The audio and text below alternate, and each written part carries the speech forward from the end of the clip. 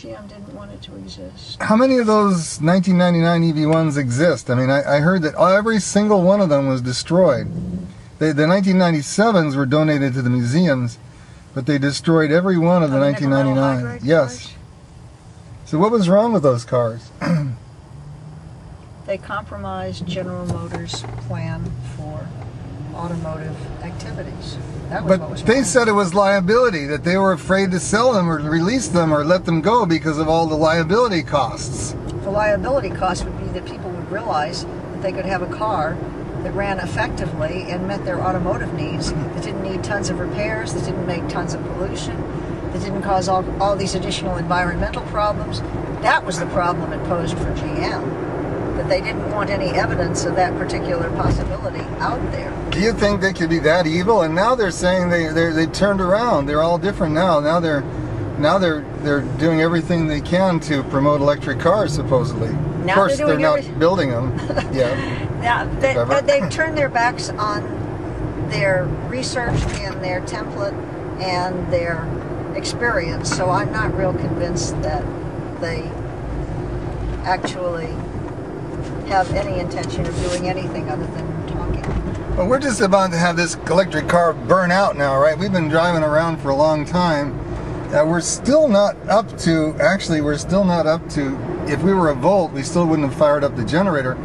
They're telling me that the Volt couldn't be built. To get over into the left lane. They're telling me the Volt couldn't be built because it's much harder to make an EV with a range extender than it is to make a regular EV. But I don't see a difference. In both cases, you drive it. No, in both cases, you drive it down until it's empty.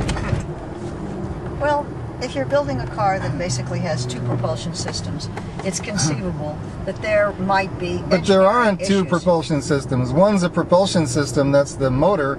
All the gas engine does is run the car with electricity. It's not a propulsion system. So it shouldn't be an issue then. Well, it's basically, you know, we could be a Volt. We could have a little generator on the back. So they're saying that if the Volt, you know, cycles more or something. But it doesn't cycle more. It cycles exactly the same. If you drive it below 40 miles a day, the generator doesn't come on. You drive it more than 40 miles a day, the generator comes on, you only cycle it once. Well, I would say it's probably a pretty crystal clear demonstration of bad faith than all this A crystal clear demonstration of bad faith. What a beautiful line. So what do you think about General Motors? Do you think that they're gonna turn around and show their honest face to the earth, to the world? I don't think they're in any hurry to do anything environmental if they can possibly avoid it. Well, I've been driving for a while. I have not seen one electric car here. All these cars are spewing out toxic fumes, and each one of them doesn't matter. It's all the other ones that are creating the mess, right? Everything matters. Everything matters? Oh. You should say that. 1 mile. You should say 1 mile, 1 pound of carbon dioxide. Count it up. Well, maybe these cars don't go that many miles, you know, so maybe there aren't that many cars after all. I mean, these are just displays.